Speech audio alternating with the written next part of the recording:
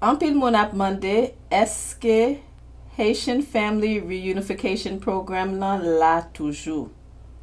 Mwen la pou mdi nou, oui, program sa la toujou.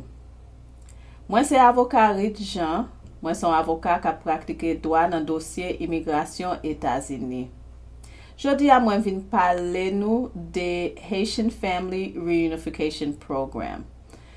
Kom an pil nan nou gen tan konen, sa son program ki te etabli en 2014 pou Haitien ki citizen avek rezidant pou yo rentre fami yo en Haiti e pou yo rentre yo pi bonè. Program sa te termine par ansyen administrasyon, men administrasyon ki eksiste konya avek imigrasyon yo deside ke yap retoune ak program nan. So konya, oui, program nan eksiste. Normalman, pou kalifiye ou pou rentre an ba program nan, fok ou gen yon invitasyon ki soti nan imigrasyon ou pa ka jis aplike pou li. Men gen moun ki gen tan rentre Etats-Unis e yo rentre sou program nan e yo rentre sou parol.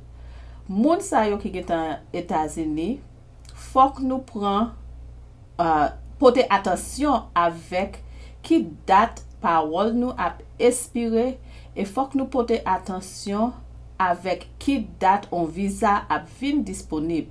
Paske si nou kite parol la espire ou nou kite visa vin disponib san nou pa aplike pou rezidans nan, sa ka koz nou gen an pil problem avek imigrasyon e an pil problem avek aplikasyon nou. Pou le moman, imigrasyon pou kon deside ki la yap ouve invitasyon yo pou moun ki ka kalifiye pou konya. Men yo deside ke yap kontinye avek program nan.